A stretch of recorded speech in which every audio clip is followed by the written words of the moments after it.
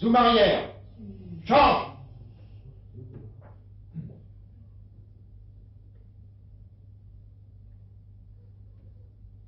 Panneau, change.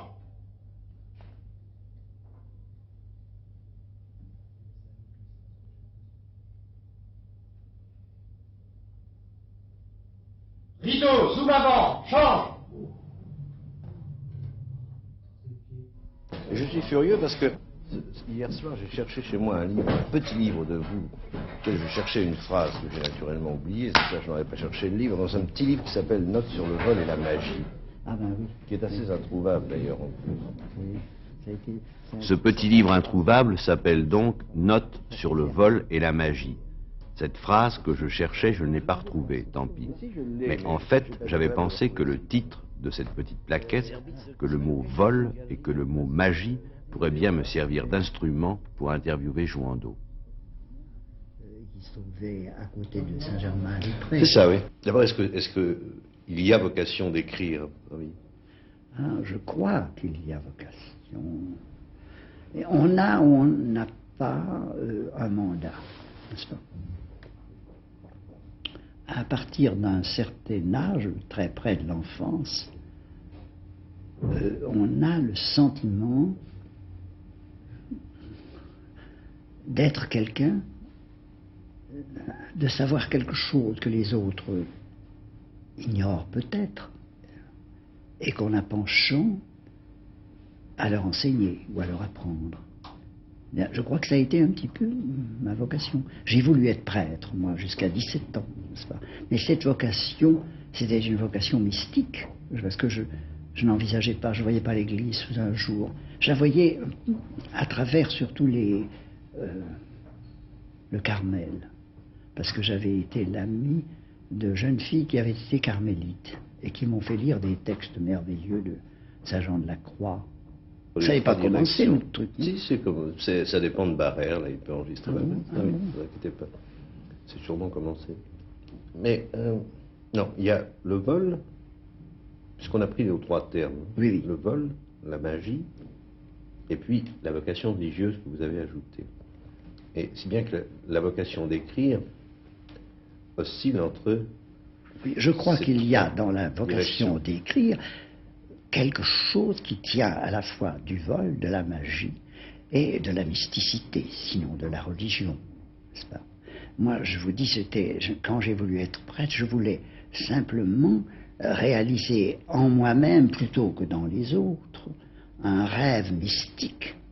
J'ai aimé Dieu passionnément pendant toute ma jeunesse. Et j'ai cru, je crois bien, qu'à un certain moment, ça devait être durant ma 17e année, j'étais tombé sous le joug d'une femme dont j'ai fait un portrait assez terrible dans la jeunesse de Théophile à la fin, une femme qui avait mis le grappin sur moi, qui était très âgée, mais qui avait un très grand prestige, d'abord une culture merveilleuse, mais qui s'était attachée à moi comme... le hibou a une souris blanche, vous voyez. Alors, j'ai été sous la férule de cette femme un saint, peut-être pendant 1 an. C'est-à-dire que j'étais vraiment dans un état de disponibilité absolue dans le sens de la perfection. Vous voyez, j'avais renoncé à tout charnellement, et je vivais dans une sorte d'extase continuelle. Puis tout d'un coup, je me suis aperçu que cette femme était une chouette ou un hibou, et que, au fond, elle me dévorait peu à peu, et que ce que je croyais chez elle, un mysticisme parallèle au mien, c'était faux. Elle mentait à tout le monde, à mes parents, et à moi-même. Car quand j'ai pu réaliser le rêve, je voulais entrer dans un couvent, elle s'y est opposée parce qu'elle voulait me garder. Au fond, c'est moi qu'elle aimait. Et quand je me suis aperçu de cela, j'ai non seulement tout cassé avec elle, mais j'ai changé complètement de vie. Vous avez renoncé à ce moment-là? J'ai renoncé à ce moment-là, même à la perfection et à ma vocation religieuse. Jusqu'à ce moment-là, Mais oui. la vocation religieuse ne se perd jamais. Ma mère, les gens qui ont eu ça, c'est une sorte d'instinct profond, n'est-ce pas, et une soif d'absolu, n'est-ce pas. On veut tout, en ayant l'air de renoncer à tout. Vous aviez à ce moment-là la vocation d'écrire déjà ou non? Ah, la vocation d'écrire, je l'ai toujours eue, n'est-ce pas. J'ai toujours, à ce moment-là, j'écrivais des méditations, puisque j'étais... Malheureusement, vous savez, ou heureusement, j'ai tout détruit en 1914, bien avant la guerre, au mois de février. J'ai raconté cela dans un livre qui s'appelle Carnet de l'écrivain.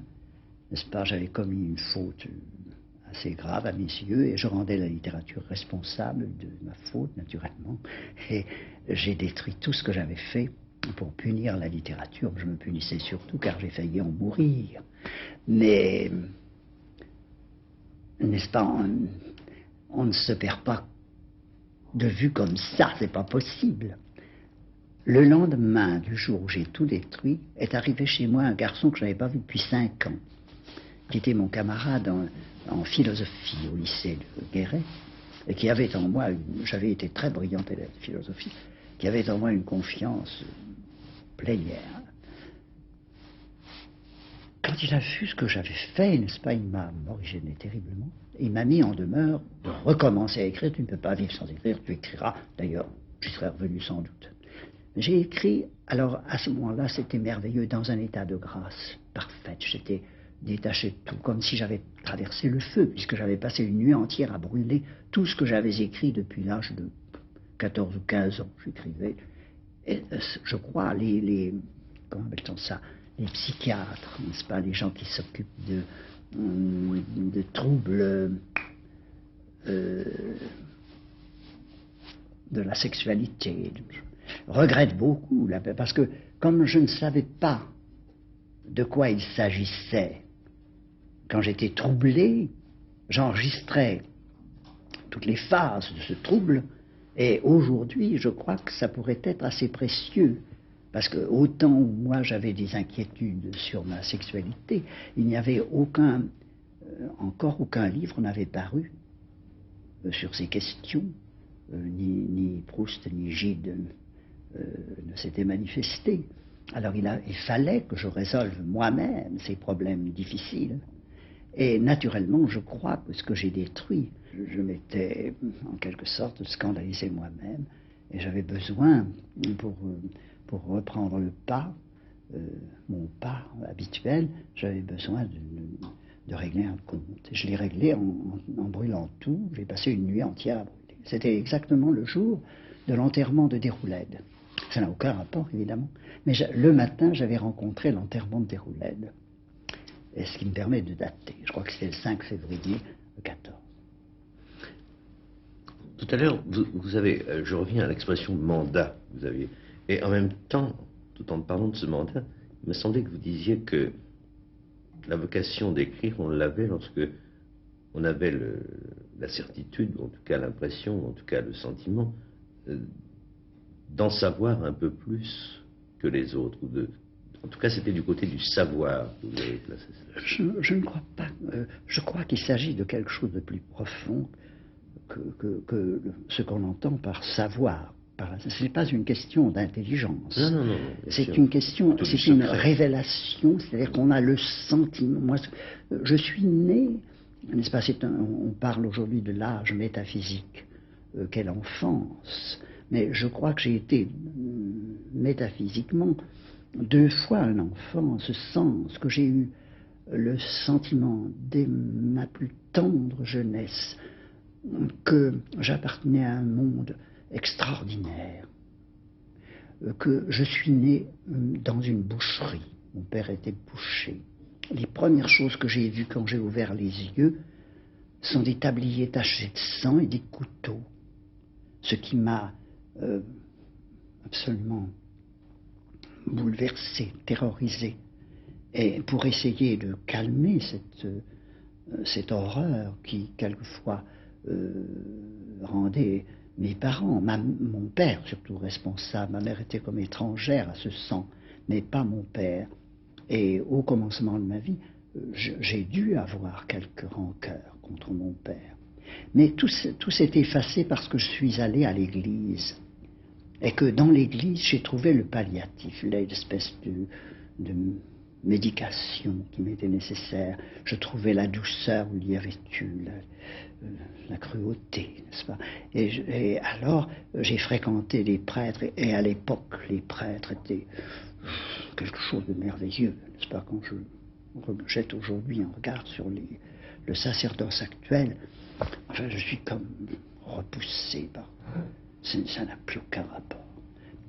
Pourquoi est-ce que je restais des heures assis sur une petite chaise dans la rue qui s'appelait la rue de l'ancienne mairie, où donnait la boucherie de mon père, pour regarder les gens passer et surtout observer ceux qui étaient enfermés dans les maisons voisines? Pour moi, c'était autant de mystère, autant c'était quelque chose enfin, qui passait l'imagination, la réalité, vous voyez, la vie, ces êtres. Par exemple,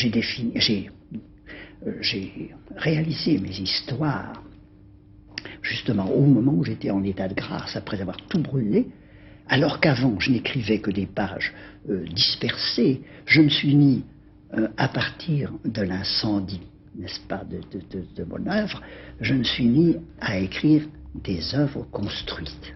Et ça a été, c'est pourquoi je considère comme un pied. Alors j'ai eu, quand j'ai tout détruit, le sentiment, alors qui s'est ajouté à l'intuition que j'avais un mandat, c'est-à-dire que j'avais vu quelque chose que les autres ne voyaient pas. J'ai eu l'impression que j'étais, j'allais dire atteint, non mais revêtu d'une grandeur particulière, parce que j'avais eu le courage de tout détruire. Et à partir de ce moment-là, c'est comme si j'étais entré dans les ordres. C'est l'ordre du feu, comprenez? À partir de ce moment-là, j'avais une telle une force d'inspiration. J'ai écrit alors Les Pains sans grains, j'ai écrit la Genèse de Théophile, j'ai écrit surtout Clodomir l'Assassin, des choses comme cela. Mais surtout le crucifix de porcelaine, c'était Madame Pau habitait en face chez mes parents et avait un crucifix extraordinaire qui venait d'un de ses amants, disait-on, mais qui jouait un rôle dans la ville. Chaque fois que quelqu'un mourait, cette femme se croyait tenue à envoyer le crucifix au chevet du mourant ou du mort, n'est-ce pas? Et alors, on voyait ce crucifix baladeur qui était tout le temps par la ville, et ceci m'impressionnait fort. Puis alors, il y avait aussi, à côté, j'ai aussi... mais c'est comme si j'avais écrit une légende dorée, si vous voulez. Il y avait alors la famille Craquelin qui habitait, il s'appelait en réalité d'un autre nom, c'est le nom que je leur ai donné. Alors là, il y avait le père qui me donnait des leçons de violon. Eh bien, pour moi, le père Craquelin, c'était le père éternel.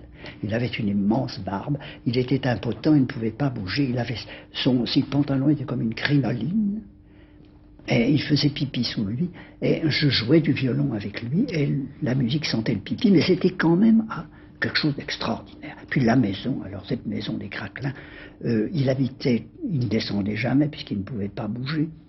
Il avait un fils qui ressemblait à un ectoplasme, un fantôme, et qui était pianiste. Il avait des doigts comme j'en ai jamais vu, d'une longueur et d'une volubilité extraordinaire. 2 filles qui avaient l'air de princesses mérovingiennes ou d'ostensoirs. Leurs yeux ressemblaient à des pierres de lune.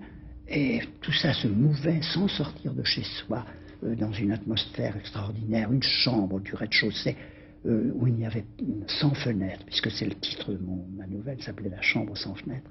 Et ces gens-là vivaient à la lueur d'une bougie nuit et jour, n'est-ce pas, avec autour d'eux une sorte d'hospice pour animaux. Toutes les bêtes délaissées venaient se réfugier là, des chats, des chiens qui agonisaient sous la table sur laquelle ils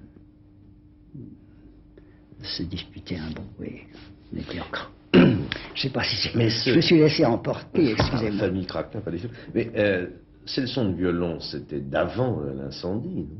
Ah, mais les leçons de violon, c'est quand j'avais de 7 à 15 ans. Mais ce mandat du mystère, vous avez le sentiment, par exemple, que les autres habitants de Guéret ne voyaient pas ce mystère? Ah non. Moi, j'étais comme là pour interpréter le prêtre, mystère. Alors. Le prêtre de Guéret. Presque le prêtre, c'est plus que prêtre, c'est une sorte de prophète, mais pas au sens qui voit l'avenir, mais qui voit l'intérieur des hommes. D'ailleurs, j'ai procédé magiquement aussi longtemps que je ne m'en suis pas aperçu. Dès que je me suis aperçu que je faisais de la magie, j'ai cessé, parce que je trouvais que ce n'était pas honnête. C'était d'ailleurs un point de vue assez ridicule, mais rétrospectivement, je me suis dit non, c'est pas ça. Quelle forme avait la magie? Eh bien voilà. J'agissais exactement comme les gens qui pratiquent l'envoûtement. Par exemple, quand j'ai voulu décrire Madame Pau, n'est-ce pas, ou bien le père Craquelin, je ne savais pas ce que j'allais faire. Je commençais, et Edmond Jaloux a dit une chose très juste, que mes contes commençaient avec peine et se terminaient dans une sorte d'éclat. Eh bien, c'est parce que je fabriquais, au commencement, une sorte de poupée, comme les gens qui pratiquent l'envoûtement, n'est-ce pas?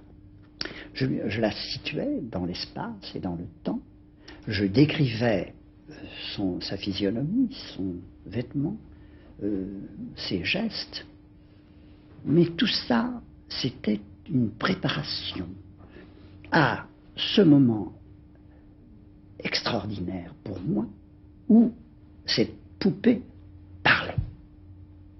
À partir de ce moment-là, elle me livrait son secret.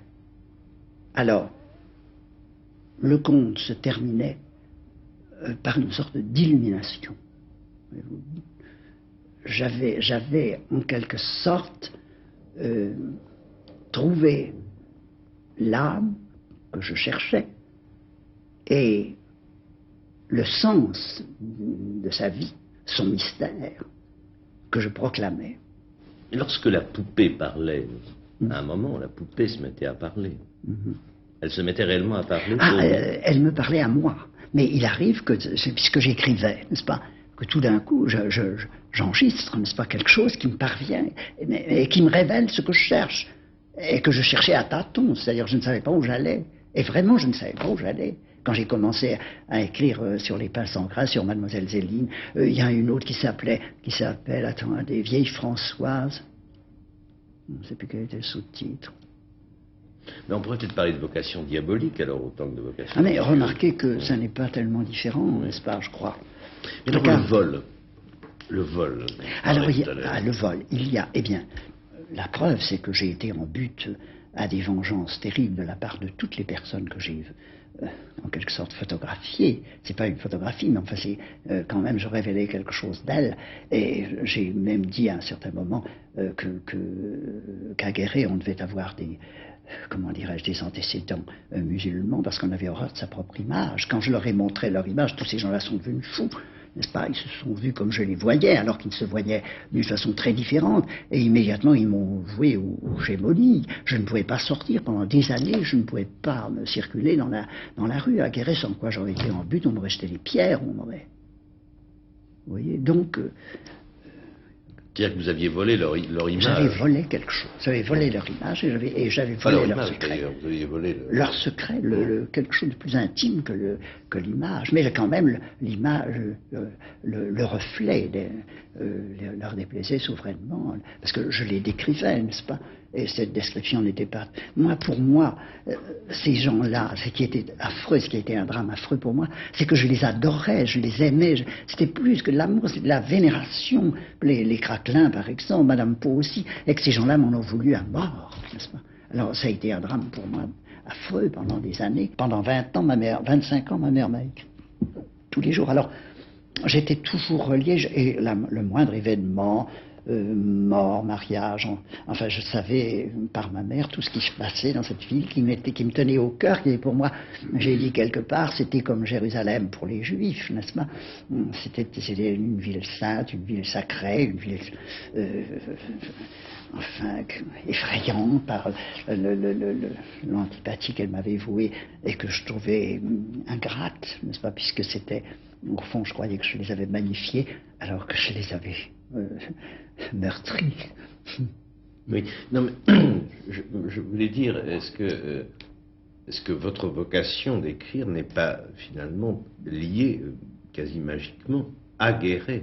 Ah si, Je crois que j'ai dit c'est une chose affreuse, n'est-ce pas? Un jour, c'était dans un petit film qu'on a donné récemment, parce qu'on me disait on mettait les chroniques maritales sur le même plan que les contes de Chaminadour. Ah, j'ai dit non, parce que ma ville natale, c'est mes entrailles, c'est tout. Et le mariage, c'est une anecdote. Ça n'est pas du même ordre, comprenez-vous? Mais évidemment, il est certain que j'ai fait la même chose avec Élise. Je l'ai en quelque sorte... enfin, il n'y a plus de secret, quoi. Volé, alors. J'ai tout mis dehors. Volé. Oui, j'ai volé.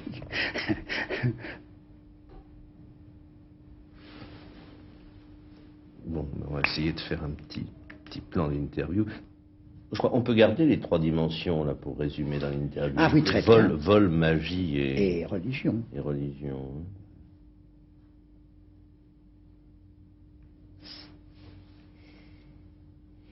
La mort de Déroulède, là, c'était quand ça? Quelle année? 5 février 14.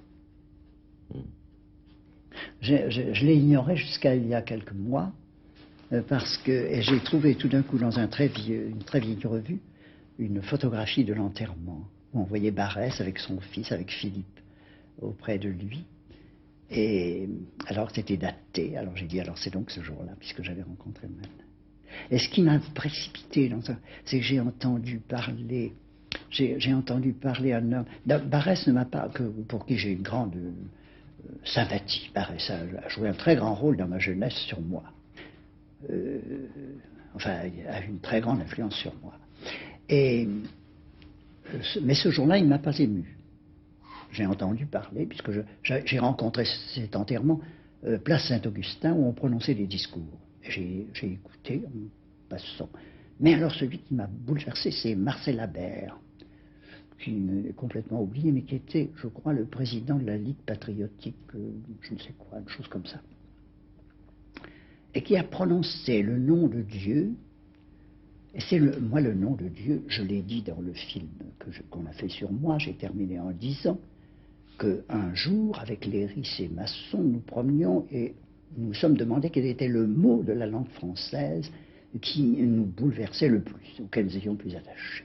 Eux ont dit chacun leur mot, et moi j'ai dit, moi c'est le nom de Dieu. Et pour moi, évidemment, toute ma vie est accrochée à Dieu, quoi que je fasse, même si je suis damné, n'est-ce pas, Dieu d'abord, moi après, mais dès que j'ai ouvert les yeux dans la vie, j'ai senti cette présence, et il y a entre Dieu et moi des rapports historiques, n'est-ce pas, depuis ma plus tendre enfance, il y a un dialogue, des disputes avec cet être qui est à l'origine pour moi de tout ce qui est, et dont nous ne sommes que des expressions plus ou moins, comment pourrais-je dire, éloquentes, ou plus ou moins discrètes, plus ou moins aveugles, plus ou moins éclatantes, n'est-ce pas? Mais je crois que moi, tous les êtres, je les situe par rapport à Dieu et moi-même. Et alors, cette personne patriotique... Ah oui, alors, oui, pardon. Vous voyez comme je perds le fil. Oui, alors il a prononcé le nom de Dieu à la fin de son discours, comme Sylvain à la fin de Polyeucte. Et Sylvain à la fin de Polyeucte, c'était extraordinaire. Je ne sais pas, vous êtes trop jeune pour l'avoir entendu. Mais c'était comme si on avait déchaîné les grandes orgues de Notre-Dame ou de Saint-Eustache, n'est-ce pas? Nous irons partout clamer le nom de Dieu. Puis alors, mais ça durait au moins 5 minutes. Eh bien, Habert a dit ce mot-là, et comme c'est le nom auquel je suis le plus attaché, j'ai été bouleversé, et c'est à partir de ce moment-là que j'ai dit je détruirai tout. C'est en revenant de cet enterrement? En revenant de cet enterrement. Que je n'avais pas, auquel j'avais assisté par hasard, n'est-ce pas, mais qui était peut-être là, exprès pour que j'entende ce nom et que je sois, en quelque sorte, sauvé, parce que je crois que Je crois que je n'aurais jamais écrit l'œuvre que j'ai faite depuis si j'avais conservé l'œuvre que j'ai détruite, comprenez-vous.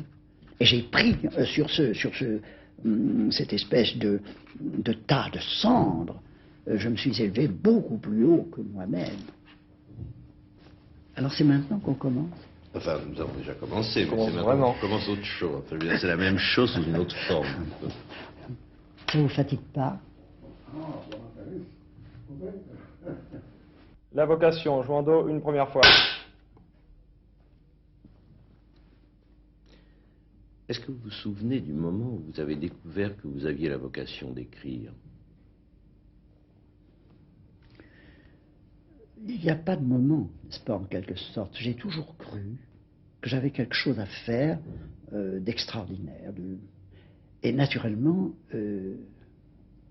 la seule forme que je pouvais donner à...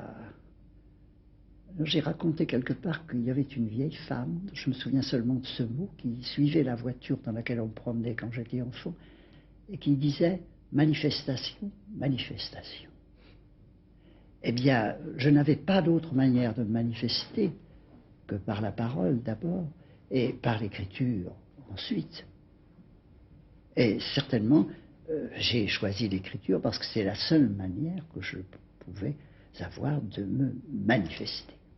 De manifester ce secret, ce je ne sais quoi, que je sentais que j'avais en moi, qui était comme une sorte de mandat. Je ne me croyais pas obligé de le faire, mais j'avais plaisir à le faire. C'était pour ainsi, j'étais déterminé par la vocation d'ailleurs, c'est ça, c'est par un attrait. C'est pas ce que je voulais dire, je ne le savais pas, je le cherchais, et c'est l'expression qui me conduisait à la découverte de ce que je cherchais. Mais si je n'avais pas écrit, je n'aurais pas su ce que je cherchais. Et il n'y avait qu'en écrivant que vous pouviez le savoir. Que je pouvais le savoir. Pas en agissant. Que je pouvais m'en exemple. apercevoir, et encore par surprise. Par surprise. Il y a un petit livre que vous avez écrit, dont le titre est, je crois, Notes sur le vol et sur la magie. Et je me demande si la vocation d'écrire ne se situe pas entre ces deux mots, vol et magie. Ah, mais moi je crois que dans ce que j'ai fait, il y a évidemment quelque chose qui ressemble. Je dérobe quelque chose au temps, je dérobe quelque chose aux hommes, aux femmes que j'ai approchées, que j'ai connues dans mon enfance. Je leur prends ce qu'elles ont même d'essentiel. Je cherche leur secret. Et ce qui est affreux, c'est que je l'étale, n'est-ce pas? Alors que peut-être, au moins, ceux que j'ai... Et justement, c'est là que c'est vraiment c'est la même chose que le vol, puisque celui qui est volé, n'est-ce pas, ne peut pas absoudre celui qui lui a pris, sinon son secret, son bien, n'est-ce pas? J'ai fait cela toute ma vie. Mais là, en plus, vous... Alors, il y a évidemment quelque chose Écrire, c'est voler pour montrer, tandis qu'en général, celui qui a volé quelque chose le cache. Oui, mais je ne sais pas si moi j'avais l'intention de montrer. Vous savez, on ne sait pas comment on arrive à l'éditeur, mais quand j'écrivais mes contes, c'était pour moi. Est-ce qu'on peut savoir quelque chose sans le voler? Je crois pas, non, en effet. Est-ce que la vocation d'écrire, finalement, change avec l'âge? Je crois bien que j'écris toujours avec la même passion, et que je cherche toujours à découvrir la cause derrière les faits, n'est-ce pas? J'examine n'importe quelle situation qui se présente à moi, qu'elle fasse partie de ma vie ou de celle d'un autre qui m'intéresse.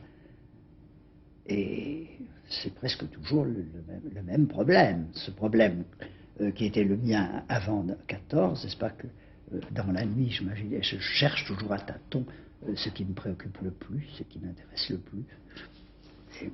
Mais actuellement, alors j'en suis arrivé à... Je fais exactement ce qui a toujours été ma vocation. Je suis chroniqueur.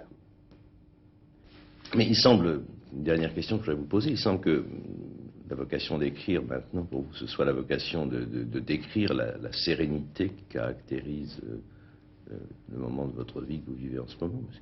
Eh bien, oui, bien sûr. J'essaie d'en donner surtout les clés, n'est-ce pas, de cette sérénité dont je vous ai parlé d'abord. C'est-à-dire que,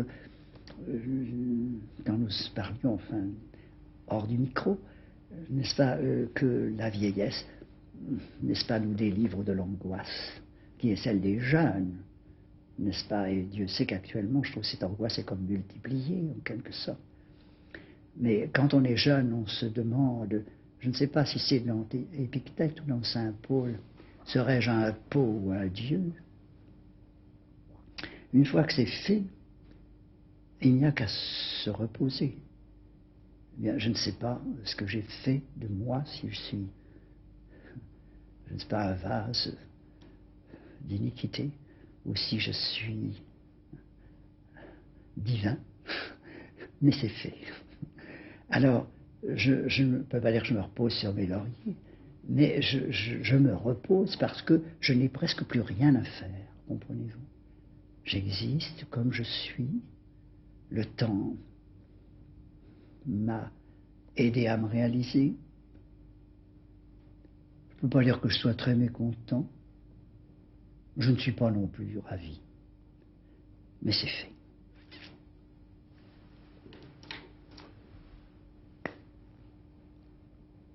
Il n'y a plus de vol maintenant. Plus personne à dépouiller. Bon. Parler exactement de la même façon, dire que les caméras tournent ou qu'elles ne tournent pas. C'est vrai? Non, oui, tout à fait. Ne fumez plus. Ah, ce que je vais faire, oui. Merci beaucoup.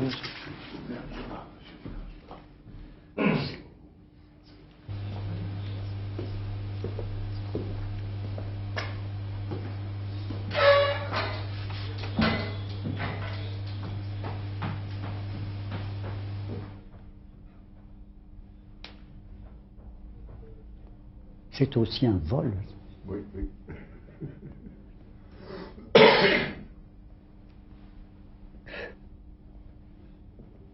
Moi qui fume si rarement. Mais permettez-vous de dire que vous êtes magnifique dans vos descriptions. Ah, vous trouvez? Oui. Je sais pas, je ne me rends pas compte, C'est ça. la vérité. Je ne me rends pas compte.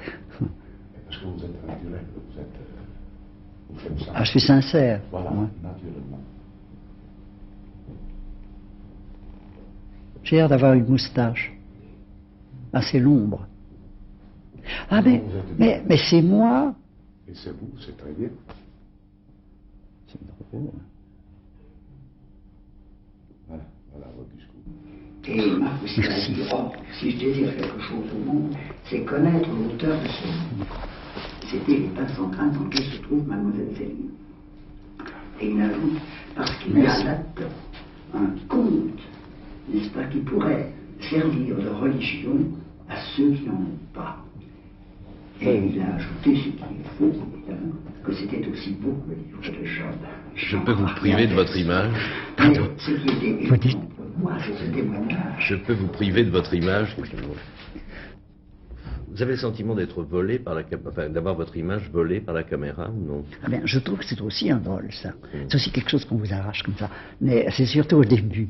Alors, figurez-vous que j'étais là, comme ça, et il me semblait que je me regardais dans un miroir. Puis je me suis aperçu que j'avais beau faire un geste, que c'était autre chose. Mais il est évident que tout est vol. La photographie, c'est le rapt le plus... C'est ce qu'il y a d'admirable, d'ailleurs, la photographie, c'est que c'est un rapt. On voit à ce qui passe, n'est-ce pas, quelque chose qui demeure. C'est magnifique. Je suis un amateur de photographie, comme il y en a peu, j'ai des albums. Il faut que vous veniez un jour, je vous montrerai ça. Oui. Ce qui est très drôle, j'ai affaire actuellement à un photographe. Je sais pas, il y a un petit froid entre nous, mais ça ne va pas durer. Qui s'appelle Valard et qui m'a été présenté, pas présenté parce que Paulan ne sortait plus, mais c'est Paulan qui me l'a envoyé. Et alors il fait un livre avec moi, mais ce livre, on ne sait pas quand il sera fini. Alors c'est-à-dire qu'il vient, il prend 100 photographies, il en conserve 2, Et alors je fais une annotation sur cette photographie. Et les photos de vous? Des photographies de moi.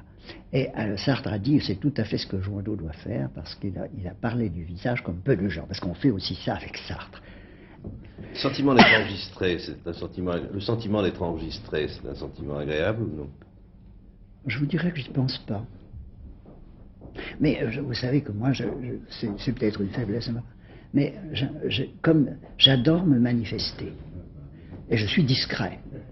Je vis actuellement très reculé, n'est-ce pas? Mais je trouve que du moment qu'on a quelque chose en soi, qu'est-ce que vous voulez, c'est fait pour être dehors. Il y a une phrase de Michaud qui est une phrase de manifeste aussi, qui passe du vol au meurtre, qui dit écrire c'est tuer. Ah, ça, je ne vais pas jusque-là, mais je crois bien que j'ai étranglé ma femme. Ça fait rire mes camarades, apparemment. Non, vous savez ce que m'a dit Chardonne un jour? Il m'a dit, heureusement, il y a eu des chroniques maritales. Ça vous a dispensé une série de kiki. Chardonne m'a dit. Oui, oui. C'est donc une manière de meurtre, quand même, d'écrire. Ce que j'ai écrit, mes chroniques maritales, mais surtout après, j'ai écrit des choses terribles sur elle. Mais dans mes journaliers, ça se multiplie à l'infini. Mais elle me donne constamment l'occasion de... N'est-ce pas, vous en êtes le témoin. Enfin, c'est une femme impossible. Vous savez, je suis tombé là-dessus, on ne sait pas pourquoi. Mais c'est ce qui me maintient en vie, parce qu'elle me masse. C'est comme je dis, le mariage, pour moi, c'est un massage. Vous voyez? Elle ne me laisse pas une seconde de paix. Alors, en attendant, c'est comme si je faisais des exercices physiques, des trucs de gymnastique suédoise, vous comprenez? Elle est bien réveilloise, plutôt, en ce moment. Mais ce qu'il y a de bien, voyez-vous, mon cher, si vous voulez vieillir comme moi, c'est la bonne humeur. Moi, c'est ça, je suis imbattable à ce point de vue-là. Il peut m'arriver les pires choses, je peux ne pas dormir, je peux avoir les pires soucis. J'en ai eu terriblement en 66 ans. Mon humeur est inchangée. Je ne sais pas à quoi ça tient. Mais c'est comme ça. Moi, vous savez, mon optimisme, d'où il vient, c'est que c'est une pensée à moi, c'est que si c'était mieux, ce serait moins bien. Il faut que ce soit comme c'est, pour que nous ayons toujours des surprises. Qu'est-ce que c'est J'ai noté tout à l'heure le titre non pas du prochain, la possession, mais du suivant, qui sera... Le 15e, c'est Confrontation avec la poussière. Je crois que c'est assez beau comme titre.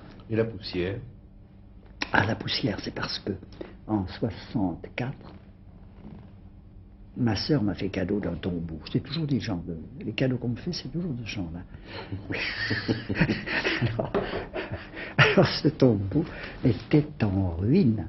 Et où était-il? Ma sœur avait à Guéret. Ah bon? Et ma sœur avait fait construire un HLM pour elle. Parce que dans le cimetière, parce qu'elle a 22 petits-enfants, elle en a maintenant 25 au moins. Un HLM dans le cimetière? Dans le cimetière, oui, enfin un tombeau, oui, pour 25 personnes, je ne sais pas quoi. Alors, elle n'avait plus besoin de ce tombeau où il y avait déjà 5 morts, et où elle pensait que je prendrais place, mais je ne sais pas ce que je ferais. Si ma femme meurt la première, je crois bien que je ne la suivrai pas dans sa tombe. Mais si je meurs le premier, elle m'y fera. Parce que j'ai renoncé à aller à Guéret, c'est un dérangement, et puis un voyage posthume, moi je ne tiens pas ça. Mais alors, n'est-ce pas, une fois que j'ai été propriétaire de ce château, alors, je suis allé voir, j'ai dit, il faut faire d'une réduction. J'ai assisté à une chose merveilleuse. On a tiré de cet état. Il y a 100 ans, mon grand-père est mort. C'est lui qui avait construit ce tombeau. Alors j'ai complètement fait refaire. J'ai dépensé un argent fou pour y mettre ma femme et moi. Quand je suis arrivé, elle m'a dit, c'est tout ce que tu as fait complètement inutile, je viens d'acheter une place au Père-Lachaise pour nous deux. Alors vous imaginez. Alors d'abord je lui ai dit, c'est toi qui dois me suivre, c'est pas moi qui te suivrai. Si tu veux rester à Paris, tu resteras, mais moi j'irai à Guéret. Bon. Alors évidemment, elle ne me suivra pas si je meurs le premier, mais je ne sais pas si je la suivrai si je meurs la première. Mais je lui dis rien. Alors en tout cas, ça a toujours été comme ça entre nous. Mais alors donc, je me trouve à Guéret avec ma sœur. Oh mon Dieu, mais je vous retiens longtemps. Hein. Alors, on fait faire ce qu'on appelle une réduction. Alors on a sorti, la dernière morte, c'était ma mère. Le cercueil était en parfait état. Mon père, alors on les a déposés jusqu'à ce que ce tombeau soit remis en ordre dans le HLM de ma sœur. Mais les autres, alors quand on a mis une échelle sur la bière de ma grand-mère maternelle, une sainte femme, qui est morte en 1903, le poids de l'échelle a fait écrouler le cercueil. Alors le croque-mort est descendu, il a retiré les planches. J'ai vu une phosphorescence, quelque chose de bleu qui courait sur une poussière impalpable. Il n'y avait rien. Alors c'est ça que je raconte alors dans ces... Et on a trouvé une semelle de souliers toute neuve. Pourquoi une seule? C'est la première chose. Après, on a retiré cette bière vide, on a recueilli la poussière, on avait préparé une boîte de chêne dans laquelle alors on a retiré ma tante, alors la sœur de ma mère qui m'avait élevée, tante Alexandrine dont je parle souvent dans mes livres, qui était une femme adorable, très belle. Et alors là, le couvercle s'écroule, et alors dedans il y avait la forme de sa robe, mais comme une toile d'araignée.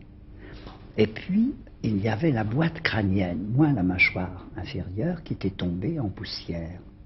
Simplement la boîte crânienne et le dessin de la robe. Et dès qu'on a touché, tout s'est écroulé, mais excepté ce semblant de tête de mort qu'on a placé dans le chaud. Et puis on est allé plus bas. Alors là, il devait y avoir mon frère et ma sœur, qui sont morts en bas âge. Si c'était pas mort, mon père m'a dit, tu sais, tu n'existerais pas, car moi j'ai dit 2 enfants et c'est tout. Mais alors, par chance, mon frère et ma sœur sont morts. Mais alors, il ne restait rien de leur... Ils étaient les 2 petits... Ma mère m'avait toujours dit que les 2 cercueils reposaient sur le cercueil de mon grand-père. Rien. Alors, on appuie la chose sur le cercueil de mon grand-père, qui aussi s'effondre. On y va, on enlève tout. Alors, on trouve un corps... Parce qu'il y avait un couvercle il y avait un emboîtage de métal. Alors le corps était conservé, mais à peine a-t-on touché. Et il était noir. Il y avait presque 100 ans, il y a 100 ans maintenant, qu'il est mort, 67. 1867. Alors, on trouve encore de la poussière, le corps s'est effondré, il n'y avait plus rien, absolument rien. Que 3 ou 4 pelletées de poussière. Il faut partir. Hein. Et alors c'était fini. Alors on a mis tout ça dans cette boîte, et puis on a refait un tombeau admirable. Mais je crois bien que c'est là où j'irai à la fin. Ce que j'aimerais, c'est qu'il m'y ramenasse de force. Vous savez qu'on vienne me chercher à Paris pour me ramener là-bas, quand je serai enterré avec elle. Parce que je l'ai souhaité dans une lettre que j'ai écrite au maire de Guéret. Ça, qu'on fasse ça. Mais ce qui est merveilleux, c'est une fille. Il paraît que je lui ai attribué trop de talent dans mon dernier livre, j'ai parlé d'elle. Une fille qui a été folle. Et maintenant, elle a été folle, elle a été enfermée dans une maison de fous. Et aujourd'hui, elle fait des chansons pour claveau. C'est pas incroyable? Oui. Eh bien, cette fille est allée voir ce tombeau que j'ai refait. Et elle a dit, oh, ce tombeau est admirable et bien digne de Jouandeau, n'est-ce pas? On y voit de la pierre sortir les bras de la croix comme une résurrection difficile. Servir de ce passage, la description, là. Lequel? De la réduction. Ah oui. On peut s'en servir, parce que c'est enregistré tout ça. On enregistre maintenant? Oui. C'est la folie. Toujours. C'est pas de la folie. Ils me voleront tout. Jusqu'à ma mort. Non. De la sexualité. Regrette beaucoup, parce que comme je ne savais pas de quoi il s'agissait, quand j'étais troublé, j'enregistrais toutes les phases de ce trouble, et aujourd'hui, je crois que ça pourrait être assez précieux. Parce que autant moi j'avais des inquiétudes sur la sexualité, il n'y avait encore aucun livre n'avait paru sur ces questions, ni Proust